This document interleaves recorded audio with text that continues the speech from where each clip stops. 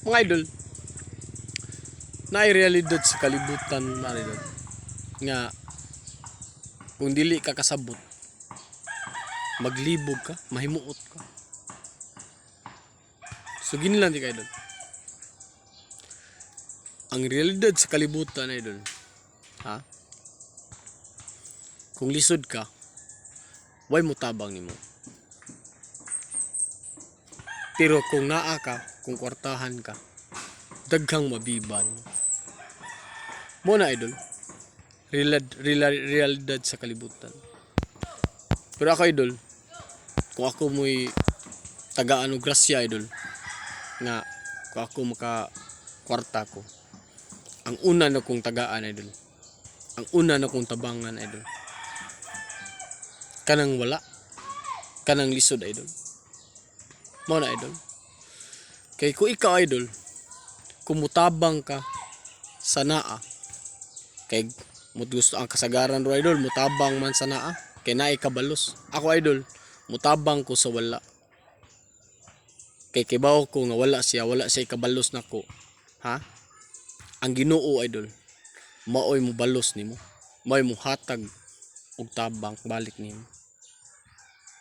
Mo na idol. Kay ang Ginoo idol, usa ka Espiritu Santo. Nagpuyo sa templo. Unsa man templo idol? Ang templo mao ang lawas tao. Mo na idol, kung ikaw makatabang ka sa imong isig ka tao, nga dili ka magunahuna nga baslan ka, ang Ginoo idol naglantaw nimo.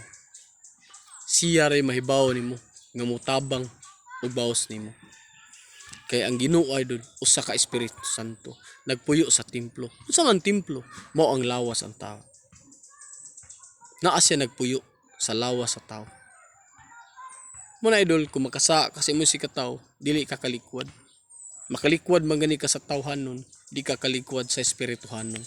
Kaya ang Ginoo mao ang tao. Naa nagpuyo sa Espiritu Santo. Naa sa puyo sa templo. No na idol. Ya idol, dili sayop ang pagpakasala. Ang sayop sa pagpakasala idol, kanang dili ka mo angkon sa imong sala. Kaya ngano idol, ngano nakaingon ko na idol, nga dili sayop ang pagpakasala. Usa idol, si Maria Magdalena. True story idol. Ha? Storyahan ti idol about ni Maria Magdalena. Si Kristo idol nagsangyaw sa mga maayong balita. Nisuroy sa tibuok kalibutan. Ang masakiton ayuhon. Ang buta pakiton. Ha? Ang babakol pabarugon. Nagsangyaw siya. Pero idol, sa atong lugar idol, nga na nakita sa idol, nga naay babay nga gitabangan og hapak. Gitabangan og hapak. Ug siya idol nangutana siya sa mga tao. Uy, mga tao, ngano inyo man ang gitabangan ng hapak ang usa ka babay? Unsay tubag sa mga tao mga idol? Niingon ang mga tao idol. Ginoo, usa na siya ka makasasala.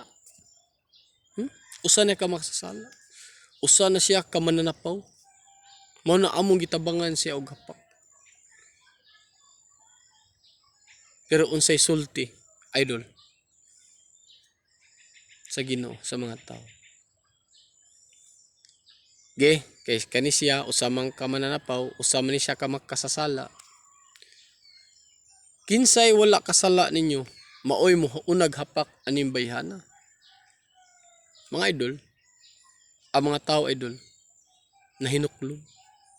Ni una og lakaw ang tigulang, og nisunod ang mga kabataan, mga batanon. Mga idol, naingon si Kristo idol, babay, nga katong babayhana idol, mao to si Maria Magdalena.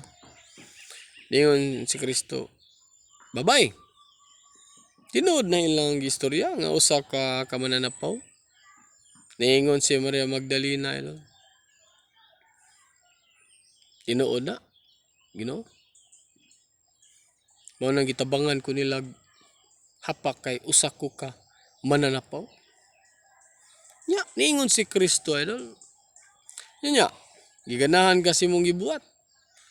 Niingon ng si Maria Magdalena idol, wala ko ganahay sa kong gibuhat, Ginoo. Pait ka kong kahimtang, tabangan ko gapak. Ug unsay pung ni Kristo idol. Hala, kay wala man kaganahi sa imong gibuhat. Lakaw, barug lakaw. Ug ayaw na usba, ha? Ayaw na usba ang imong gibuhat. Nyaon niya si idol, si Maria Magdalena. Noon himo man siyang santa, Santa Maria Magdalena. Mao idol, nakaingon ko ninyo nga dili sayop ang pagpakasala kay tao ratas kalibutan makakasasala. Usara ang tao, ha? Nagpakatao diri sa kalibutan, ha? Nga perpekto maura si Kristo. Ningon si Kristo, usara ang tao sa kalibutan nga perpekto. Ha?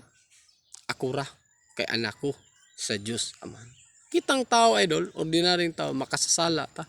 Kay kaning kalibutan idol, dili ni siya puy-an sa buutan.